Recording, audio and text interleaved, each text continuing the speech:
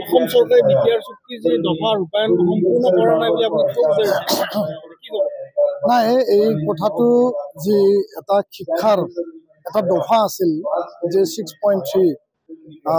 BTR চুক্তি শান্তি চুক্তি অনুসৰি বিদ্যালয় প্ৰাদেশিকৰণৰ কথা। বিটিআৰ অঞ্চলত বড়ো মাধ্যম, অসমীয়া মাধ্যম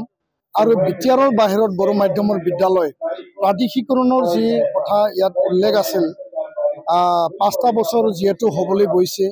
তো ইয়াত 10টা যি মহাবিদ্যালয় বা কলেজহে প্ৰাদেশিকৰণ কৰা প্ৰক্ৰিয়া এতিয়ালৈকে সম্পন্ন হ'ল। আমাৰ আজিৰ তাৰিখত স্পষ্ট মতামত এইটোৱে,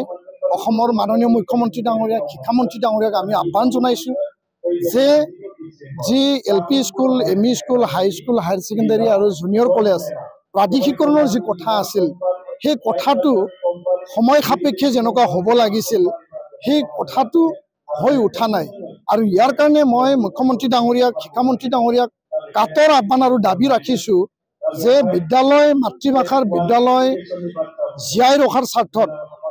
এই বিদ্যালয়খনি চুক্তিৰ অনুসৰি মৰ্যাদা দিয়া, অধিকাৰ দিয়াৰ স্বাৰ্থত বিদ্যালয়খন বচাব আৰু ছাত্ৰ ছাত্ৰীৰ যি মৌলিক অধিকাৰ, শিক্ষাৰ যি অধিকাৰ, ৰাষ্ট্ৰীয় শিক্ষা নীতি, সেই গোটেইবিলাক যদি চলাই নিব লাগে, প্ৰাদেশিকৰণৰ বাদে ইয়াৰ বিকল্প পন্থা নাই। আৰু যদি সময়ত অতি সোনকালে যদি প্ৰাদেশিকৰণৰ যদি প্ৰক্ৰিয়া সম্পন্ন নকৰে, তেতিয়াহ'লে সেই বিদ্যালয়সমূহ মৰি যাব, সেই বিদ্যালয়সমূহ নাইকিয়া হৈ যাব। যিহেতু বড়ো মাধ্যম অসমত ছেকেণ্ড লাৰ্জেষ্ট মাধ্যম হয়, অসমীয়া মাধ্যমৰ পিছতে আমাৰ এটা দৃঢ় বিশ্বাসী এটা আশা আছিল যে মাতৃভাষা মাধ্যম আগুৱাই নিয়াৰ ক্ষেত্ৰত বড়ো মাধ্যম আৰু গুণগত শিক্ষা সেইটো সম্পন্ন কৰাৰ কাৰণে প্ৰাদেশিকৰণ প্ৰক্ৰিয়াটো আটাইতকৈ গুৰুত্বপূৰ্ণ আৰু সেই হিচাপে চুক্তিত সন্নিৱস্ত হৈছিল। তো ইয়াৰ কাৰণে মই খুবেই ক'ব বিচাৰিছোঁ আৰু কাতৰ আহ্বান জনাব বিচাৰিছোঁ মুখ্যমন্ত্ৰী ডাঙৰীয়াক, শিক্ষামন্ত্ৰী ডাঙৰীয়াক, অতি শীঘ্ৰে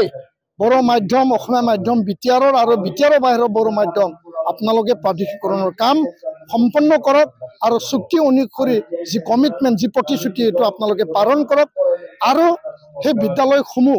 জীয়াই থকাত আপোনালোকে এটা নৈতিক অধিকাৰ দিব লাগে বুলি মই আজি দাবী জনাইছোঁ এই অধিৱেশনৰ যোগেদি। ধন্যবাদ।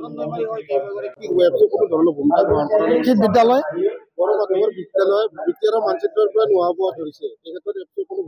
নাই, এই ক্ষেত্ৰতো স্পষ্ট অসম চৰকাৰক আমি কৈছোঁ যে বিটিআৰ চৰকাৰকো আমি কৈছোঁ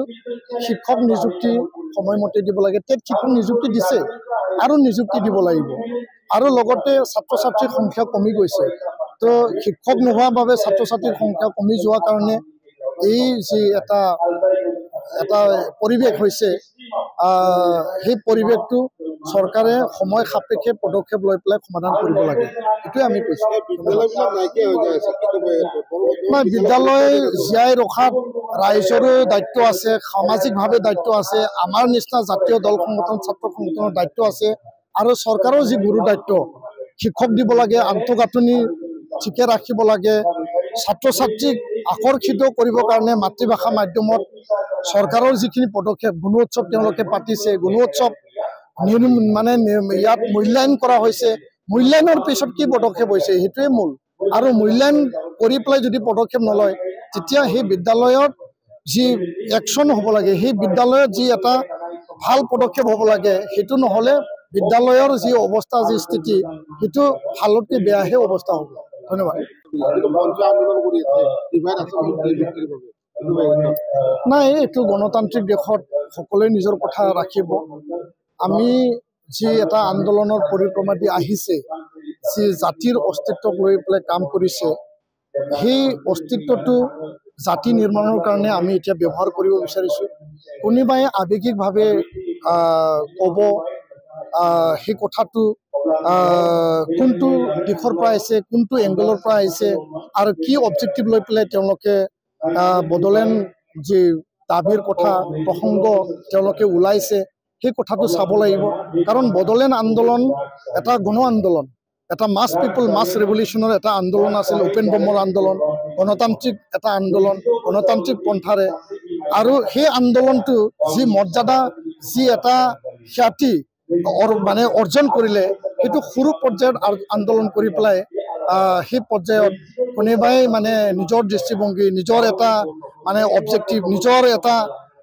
বিভিন্ন দিশ থাকিব পাৰে সামাজিক দিশ থাকিব ৰাজনৈতিক দিশ থাকিব পাৰে বিভিন্ন পন্থাৰ যোগেদি সেইটো হ'ব পাৰে সেই কথাটো তেওঁলোকে বিবেচনা কৰক মই ইয়াৰ ওপৰত ক'ব লগা নাই কিন্তু সেই আন্দোলনৰ মৰ্যাদাটো তলত আনি পেলাই আন্দোলনৰ যি এটা ভেটি নিৰ্মাণ কৰিছিল সেইটো লাজ দিব নালাগে মই সেইটোৱে ক'ব বিচাৰিছোঁ আমি নিখিল বড়ো ছাত্ৰ সন্থা জাতীয় সংগঠন হিচাপে বিটিআৰত বড়োলেণ্ড আন্দোলনৰ পটভূমি এই সংগ্ৰামৰ মাজেদি জন্ম হোৱা BPF UPPLক আমি আহ্বান জনাইছিল যে ঘৰত ভাই ককাইৰ মাজত ভাতৃৰ মাজত যদি সদায় সংঘাত কাজিয়া হৈ থাকে যি ৰাজনৈতিক সংঘাতৰ কাৰণে 150-200 মানুহ বিনা হকে সাংবাদিক শিক্ষক সমাজসেৱক মৰিব লগা হ'ল সেই সংঘাতটো আৰু আমি বিচৰা নাই তো আঞ্চলিক ৰাজনৈতিক দল একত্ৰিত হৈ পেলাই আগবাঢ়ক সেইটো কাৰণে আহ্বান জনাইছিল আৰু এতিয়া আমি দেখিবলৈ পাইছোঁ হাগ্ৰামা মহিলাৰী ডাঙৰীয়া সেই এটা যি প্ৰক্ৰিয়া তেওঁ এইটো নস্যাৎ কৰিছে বাই ইলেকশ্যনত তেওঁ এই দলক সেই দলক মানে দুখ দি পেলাই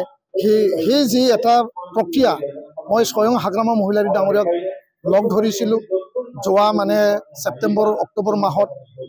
এবাৰৰ কাৰণে প্ৰমোদ বড়ো ডাঙৰীয়াৰ লগতো আলোচনা কৰিছিলোঁ আন নেতা ৰবিৰাম নাৰ্জাৰী ডাঙৰীয়া খাম্ফা বৰগোহাঁই ডাঙৰীয়া চন্দন ব্ৰহ্ম ডাঙৰীয়া ৰঞ্জুৰা নাৰ্জাৰী ডাঙৰীয়া ইউজি ব্ৰহ্ম ডাঙৰীয়া সকলোৰ লগত আলোচনা বিলোচনা কৰা হৈছিল যাহাতে এটা বুজাবুজিৰ মাজত